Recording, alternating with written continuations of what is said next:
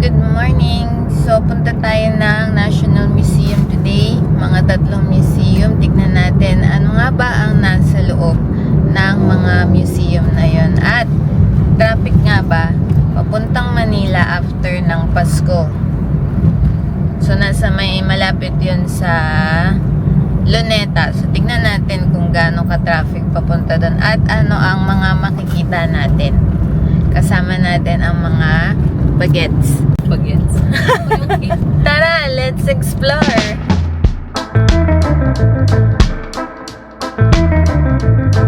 So guys, dito sa Taguig, ayun may TLC Play Park.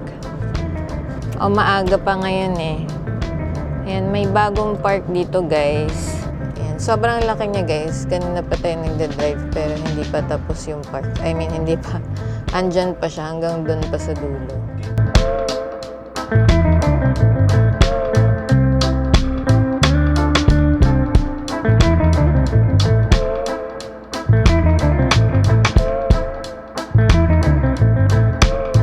Hi guys!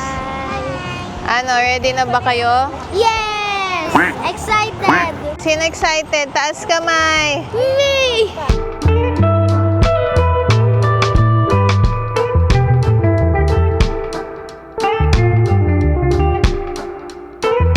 Ngayon guys, wala naman gaanong traffic dito sa Manila. Pero ano pa lang ngayon, 10:19. guys! So mga 1 hour mahigit lang yung ano namin, travel namin. Di da 1 hour mahigit. So 1 hour 10 minutes mula doon sa pinanggalingan namin. Wala namang traffic. Pero it's very early. Pero Sabado ngayon, tignan natin mamaya pa uwi. Okay, so papasok na tayo guys. Okay, so madami itong museum daw guys. Dito muna tayo sa National Museum of Fine Arts yata to. Kung makita nyo dun sa kabila, ayun, may museum din kasi doon. Ready na ba kayo sa field trip natin guys? Let's go! Unahin na natin ang National Museum of Fine Arts. Ano sabi? Okay guys. Kabila pala ang daan, hindi daw dito. So, pupunta tayo dito. Lalabas yata tayo na gate ng parking. Tapos, sa kabila daw ang daan. Tingnan natin. Ito kasi yung parking area. Yung pinasukan namin. Madami kasi kami kasamang mga bata. Okay, ayan, 'di ba? So, labas tayong gate, turn right. And I think dito sa labas daw yung entrance. Medyo mainit guys ito sa kabila. Yung National Museum of Anthropology. Mamaya pupunta din tayo dyan. So ayan guys, pag nakita nyo yung nagbebenta ng mga fishball at kwek-kwek, hindi pa dyan. Punta pa kayo dun sa dulo. Haba naman nung nilakad, wala man lang daan sa loob. So yan, parang kabilang side talaga yung pupuntahan namin mula dun sa parking. Dito na tayo sa Burgos, Padre Burgos Street. I think dito yung entrance talaga. Okay, so dito daw tayo sa may parang maliit na gate papasok dito. Pag nakita nyo yung flag, yan yung main entrance na side. So dito siya guys sa Padre Burgos sa street. Mukhang pwede naman din pala mag-park dito. Yun nga lang, una-unahan. Ayan, may pila. So, pipila tayo, guys. So, pwede naman pala kayo mag-drop off muna dito. Hindi rin naman kasi namin alam. So, dito tayo. Pila tayo dito. Ayan, guys. Malapit na tayo sa entrance. Tatanong natin kung pwede mag-video kasi hindi ako sure. Ayan guys, so sabi ni Kuya dito, nung una bawal mag-video kasi may tripod ako sa ilalim. Pero pag tinanggal, so ganito na lang kaliit yung DJI, tinanggal ko lahat ng extension, pwede naman daw. So tignan natin pagpasok kung papayagan pa rin talaga. Kasi may ano dito, parang mga metal detectors and stuff ito. Ayan. So tignan natin guys. Ayan yung mga bawal guys. Bawal ang flash photography. Pens, art materials, tripod. So, ayun o, nakalagay kasi bawal yung mga tripods. Tsaka yung may mga flash. So, ito namang camera natin is wala naman tayong flash. Ayan, ang lapit ko. Hindi ko muna kasi nilagay yung, yung lens na isa. Kasi, pag gantong maraming tao, nalilimutan ko kung saan ko nilalagay. May tendency mawala yung isang gano'n. Nawala na sa Japan nung nandun kami. So, pagtsagaan nyo na muna yung laki ng mukha ko, guys. So, ayan, guys. Pwede naman. Ito na yung papasok natin. So, ayan, guys. Nakapasok na kami. Mag-iiwan lang sila ng bag na may pagkain. Ayan. So, ito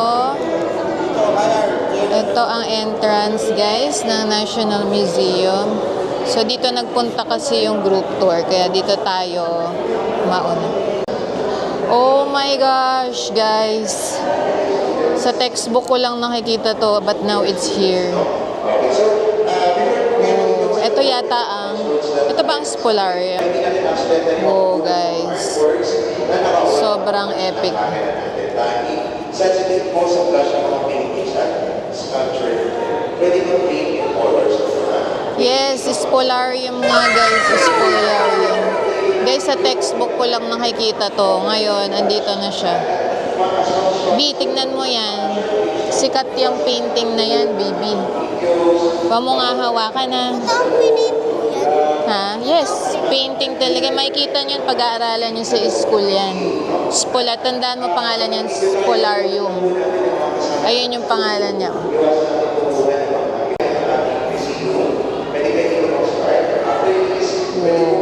Guys, natatandaan nyo ba na nakikita lang natin yan sa textbook? Minsan nga black and white lang.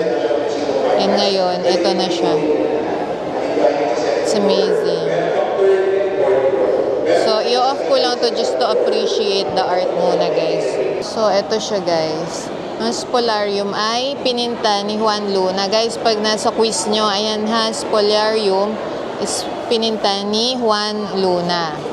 1857 pa siya, guys.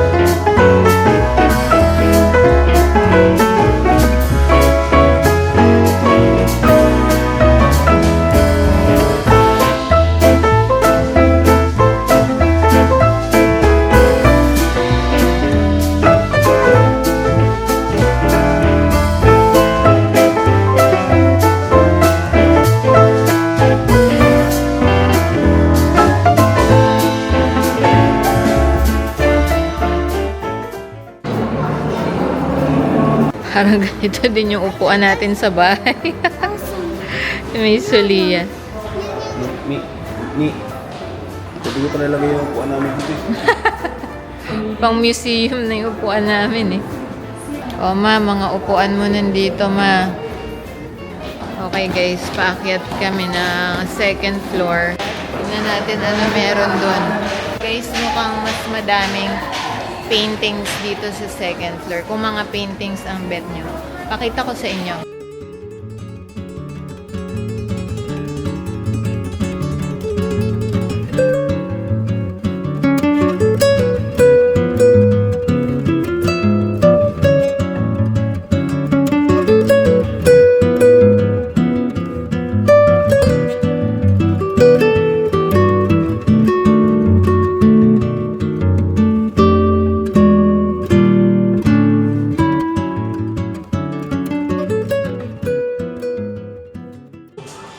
Hi guys, so nag-lunch break lang kami saglit dito sa KFC. Nawala pa nga kami. I suggest guys kung kakain kayo tas may kasama kayong mga bata, tricycle na lang kayo, thank you. Mag-tricycle na lang kayo, lalo na kung mainit. Tapos maliliit yung kasama nyo na bata. Pero dito kami, ayan, tapos na kami kumain. Ayan, KFC. Ayan sila. Si Ate Jea. Kasi gutom na rin yung mga bata. So, ayun na nga guys. So, ngayon, ang susunod natin, ano yung susunod? National Museum of Anthropology yata. Ay, hindi ba? Yung isa daw. So, tignan natin guys, pagbalik. Kung nasaan si Lolo. Kung nasan daw si Lolong. Okay guys, dito na tayo next.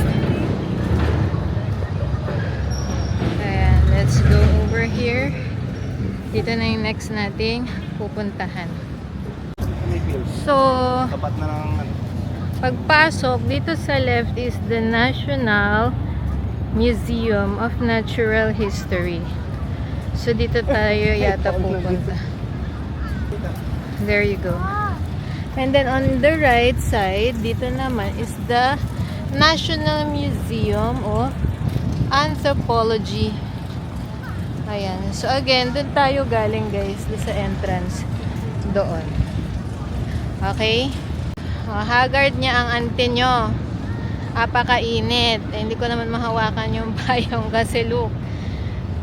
My hands are full. May kape, may bag, may camera. Oh, malalaglag na yung salamin ko, guys. So, dito daw muna tayo sa National Museum of Natural History. Although, guys, baka ipasa ko muna kayo kay Dida kasi kailangan ko magkape, guys, for more energy, more passion. Ganyan. Okay, hindi nyo na ako makita, diba? So, babalikan ko na lang kayo.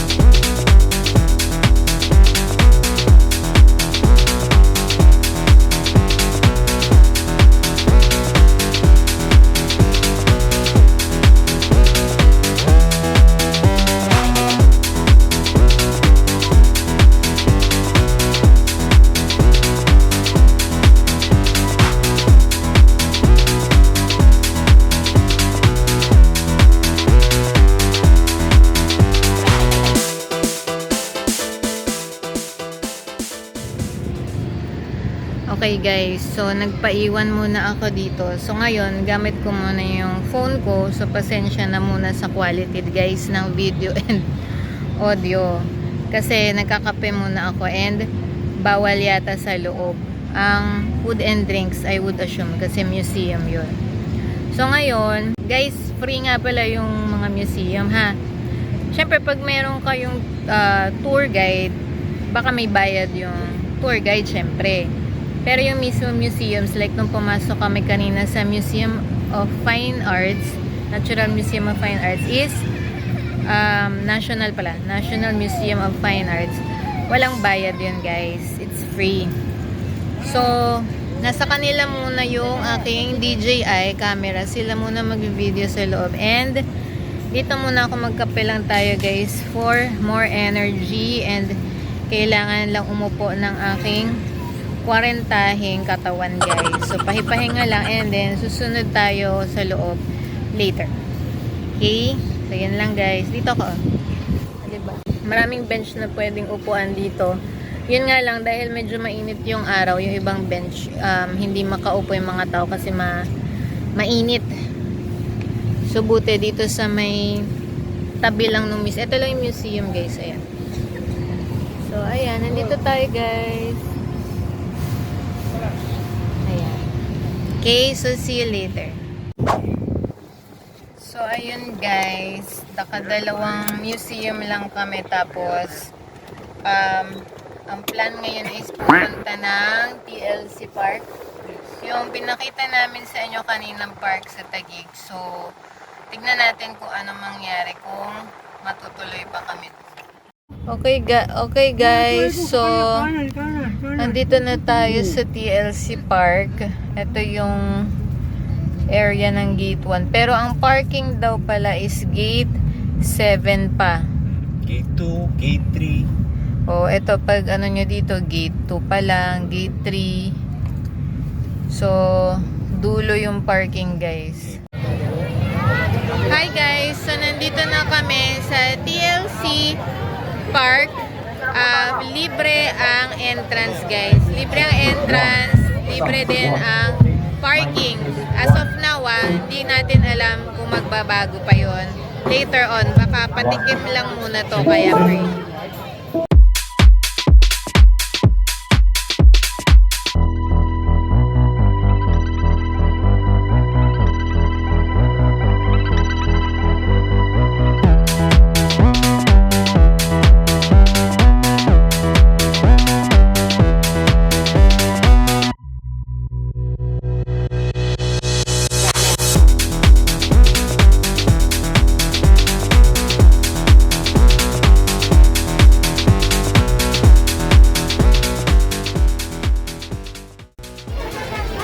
Okay guys, so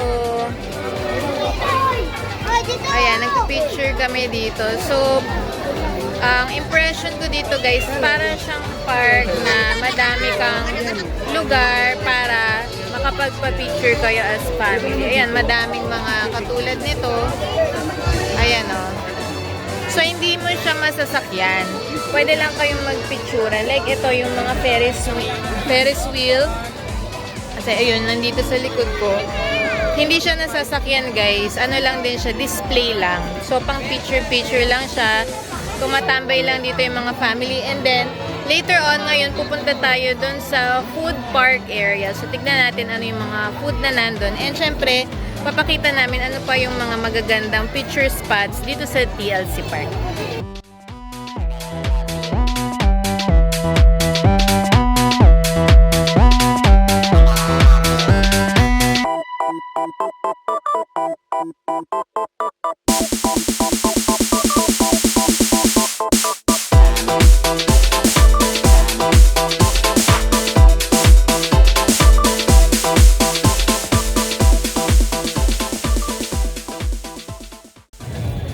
Okay guys, so nasa gate 3 tayo no, so hindi pa natin alam kung ano meron doon sa 2 and 1. Pero, I think makakapagbigay naman ako ng review at this point. Oh, low bat. Low bat.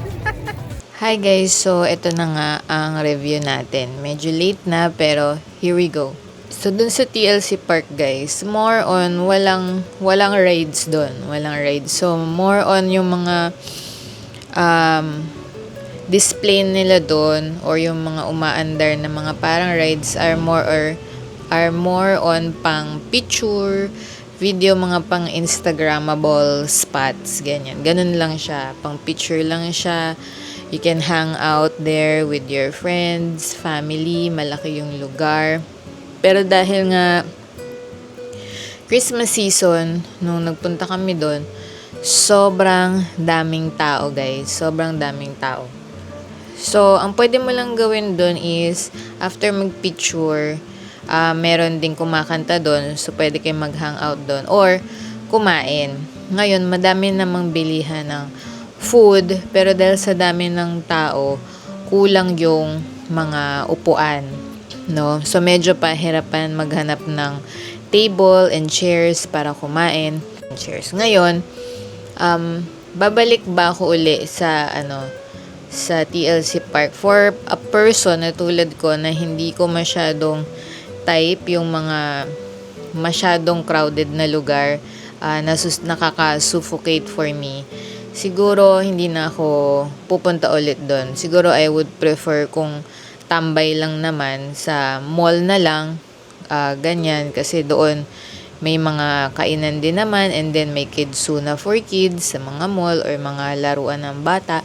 Pero, if you're the type of person na, alam mo yun, gusto mo mag-try something new, gusto mo to go out with friends, okay lang naman sa'yo kung madaming tao, mas na-energize ka sa madaming tao. Then, iba-iba naman tayo. So, you should try it.